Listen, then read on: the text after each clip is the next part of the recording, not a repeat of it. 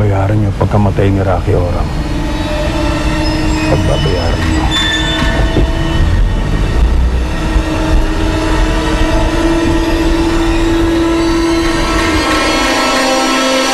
Sagot, ate. Papaluan nila tayo. Baka katulad sila nila, ate. Dito talilin yan. Naku, Tita Rosendo, pasensya na po, ah. Nakabasog po kami. Huwag na po kami papaluin. Hindi na po maulit. Ano ba yung sinasabi niyo na papaluin ko kayo? Di po kayo nagagalit sa amin? Sinasadya niyo ba? Hindi po. O yun naman pala eh. Hindi niyo naman sinasadya yung nangyari, di ba? Magagalit ako kung alam niyo na mali, pero ginawa niyo pa rin. Basta sa susunod, Manoro Gilay, mag-iingat kayo sa paglalaro niyo para hindi kayo nakakabasag, ha? Opo, ate. Mula sa araw na to, hindi niyo na kailangan mag-alala. Dahil sa puder ni Inay, hindi na mauulit sa inyo yung nangyari dati na pang-aapi ni Aling Lilian. Hindi ko kayo sasaktan. Salamat po. Salamat po. Ayusin na natin to. Kasi, mag-iingat kayo sa susunod, ha? What? Postpone the wedding? Oo naman, Danny. Bakit mo postpone? Lola, kamamatay lang ni Rocky. Di ba parang ang pangit naman tignan kung magpapakasal kami agad ni Sylvia after death in the family? But everything's been set! The church, yung reception, naibigay na lahat ng invitations. Everybody's been informed. My friends, family, the press. God, Danny, we can't postpone now!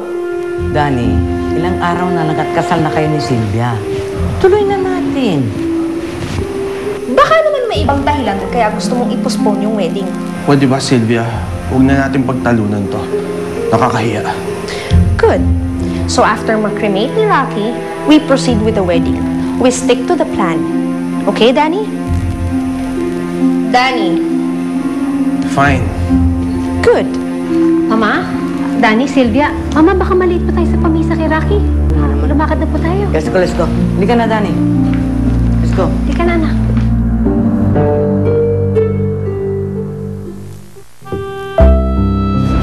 Hindi si Danny yung nakapatay sa nanay mo. Ako, nag-agasa sa nanay mo. Ako nakapatay sa nanay mo, hindi si Danny.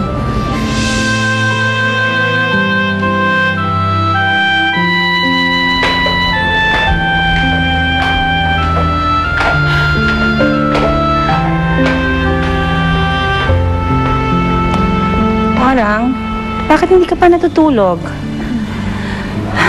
Alam mo, kung iniisip mo na baka makapasok dito sa loob ng bahay si Gudo, huwag mo na isipin yon.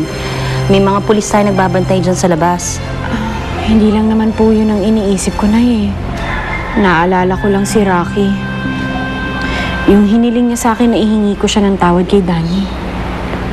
Oh, ba't hindi mo kausapin si Danny? May karapatan po siyang malaman ng totoo na hindi siyang nakapatay kay Nanay Ising. Kung san-san kami dinala ni Danny ng panloloko ni Rocky. Nagalit ako sa kanya. Nagalit siya sa sarili niya. Nakulong siya. Halos isumpa ko siya. Tapos hindi pala siyang nakapatay kay Nanay Ising. Hindi pala siya ang talagang may kasalanan. Nagkasira kami ni Danny ng dahil lang sa isang kasinungalingan. Orang, hindi pa huli ang lahat. Pwede pa na maayusin yung nasirang relasyon. Paano pa, Nay? Nagkaayos kami ni Danny na tapos na ang lahat sa amin. Ikakasal na sila ni Sylvia. Huli na ang lahat. Huli na ang lahat.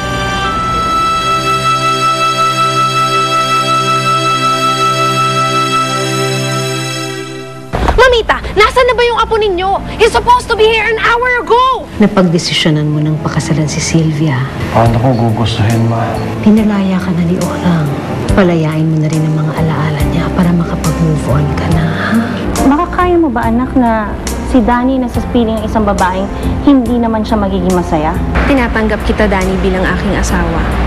Danny, ikaw ba ay pumarito ng bukal sa iyong kalooban upang makipag-isang dibdib kay Sylvia Villarama? Mayroong pangarap na nais mong kampihin. Saan ang palad mo? Kayo'y naging bahagi ng maaalab na eksena sa